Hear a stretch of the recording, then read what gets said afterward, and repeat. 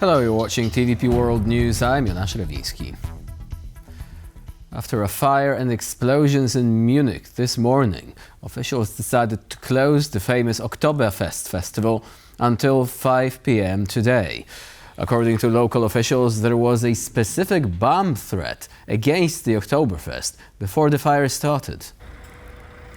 German police have been called to a fire and explosions in a house in northern part of the city around 4:40 a.m. local time. Upon arrival, officers found explosive devices inside the house. One person suffered heavy burns and later succumbed to their injuries. Following the discovery of explosive devices in the house, police have been investigating the connection of the fire and blasts to other locations, including the location of the famed Oktoberfest. The crime scene in northern Munich and the festival venue are just 9 kilometers apart. As of right now, the Oktoberfest has been evacuated and all staff and visitors had to leave the venue grounds. So far, it is unclear whether the festival is in danger. Police have launched a search for possible IEDs in the area and said that further protective measures will follow as the search continues. 31 people, including children, were wounded in Russian airstrikes on the Ukrainian city of Dnipro overnight Tuesday. At the same time, Russian forces attacked Kharkiv with ballistic missiles and heavy artillery, wounding at least 6, including one elderly person. According to the head of the Dnipropetrovsk Regional Military Administration, Serhiy Lysak, in addition to the strike on Dnipro, the Russians also struck Pokrovskoye in the Nikopol district. The strike damaged local infrastructure, a shop, a pharmacy, and sparked a fire. According to official information, nobody was harmed in the attack. However, this may change as damage is still being assessed. At the same time, Russian forces also attacked Kharkiv. According to Kharkiv's mayor, Ihor Terechov, guided bombs hit the Saltivsky and Kievsky districts of the city, damaging houses, garages, and sparking multiple fires. Ukrainian President Volodymyr Zelensky has warned that the nuclear plant in Zaporizhia is facing a critical situation as it enters its second week without external power. Our correspondent Alex Kadir is in Kiev and has more. Well, the situation is stable. For now, these are the messages from the IAEA, the International Atomic Energy Agency from the United Nations. Rafael Grossi, the head of that agency, saying that so long as external power is being provided to the largest nuclear power station in Europe, the situation will remain stable. But nevertheless, that power, we understand from the Russian side, only being maintained by emergency diesel generators, generating, of course, also that warning, stark warning from President Zelensky. For the 7th day now, and by the way, there has never been such a thing before. There has been an emergency at the Zaporizhia nuclear power plant. The situation is critical. Due to Russian shelling, the plant has been disconnected from the power grid. It is supplied with electricity from diesel generators. This is extraordinary. The generators and the plant are not designed for this. They have never worked in this mode for so long, and we already have information that one of the generators has failed. It is the Russians who are preventing the repair of the power grid lines to the plant and the restoration of basic security through shelling. And this is a threat to absolutely everyone. No other terrorist in the world has ever allowed himself to do to a nuclear power plant what Russia is doing now.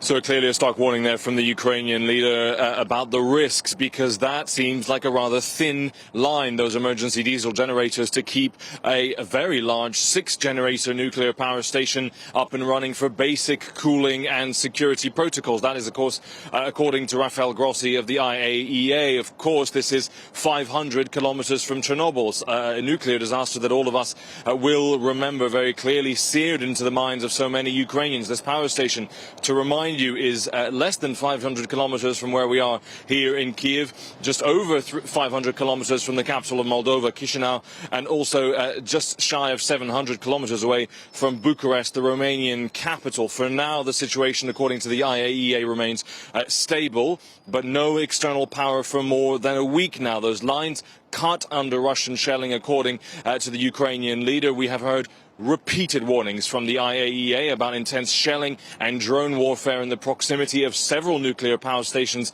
in Ukraine, prompting that agency to warn of a potential major nuclear accident. As I said, for now, the IAEA says the situation at the power station is stable, but that the power needs to be put back into that, external power needs to be put back into that station as quickly as possible to avoid a disaster. With the Zaporizhzhia nuclear power plant's external power lines down, the International Atomic Energy Agency is engaged in razor's edge mediation between Russia and Ukraine to prevent an environmental disaster. Here's what the agency's Director General Rafael Grossi had to say. The possibility of a nuclear incident cannot be excluded. The entire nuclear power plant is being cooled and serviced by emergency generators because it doesn't have any outside connection, can be solved. And this is why I am working actively. The IAEA is working actively with both sides to have some technical solutions that could facilitate the repair of these lines. As pressure mounts over Hungary's opposition to Ukraine's EU bid, Slovakia is making clear it won't follow Budapest's lead.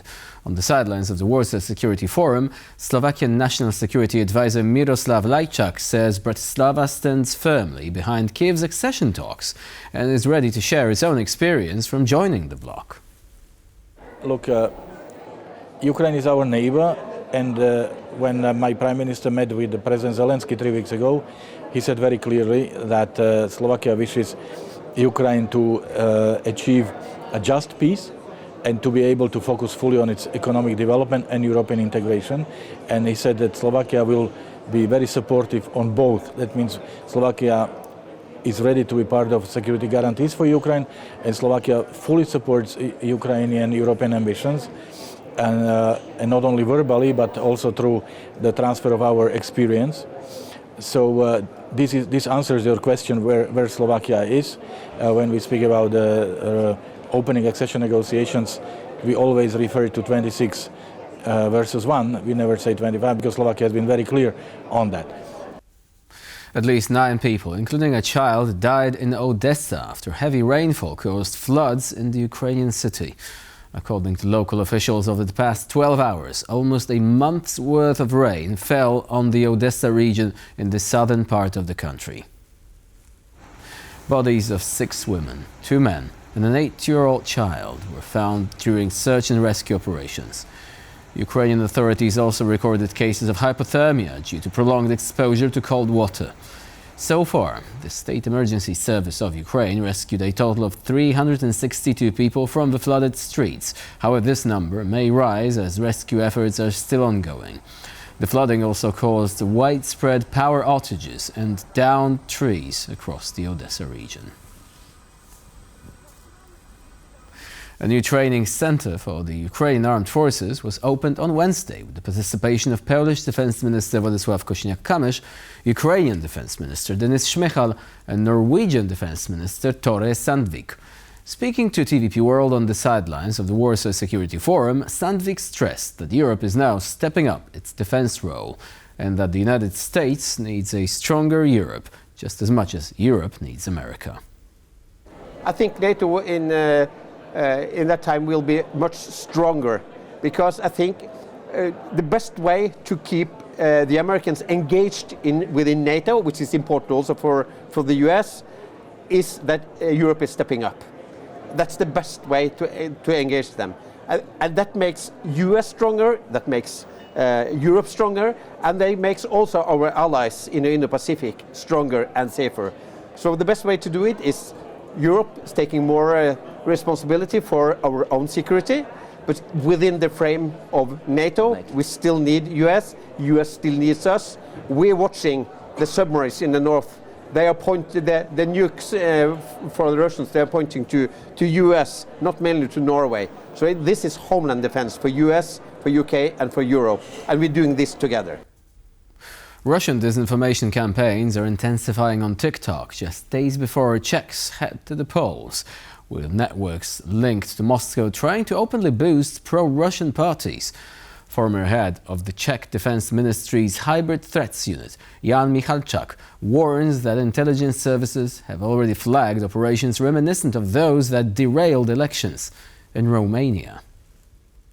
Just a few days ago, the intelligence services actually uncovered a sophisticated network of operations in Czechia run from Russia on TikTok, not dissimilar to things that we've seen, for example, in Romania. Remember, in Romania, such an operation led to the vote being cancelled by the Constitutional Court. Now, I don't think that anything like that could be happening, but just this morning, another piece of news broke about the Czech intelligence passing a ton of information to the regulators about a sophisticated operation by a network of accounts on TikTok primarily, trying to influence the election so that pro-Russian, openly pro-Russian candidates, such as the Communist Party, have a higher chance of winning.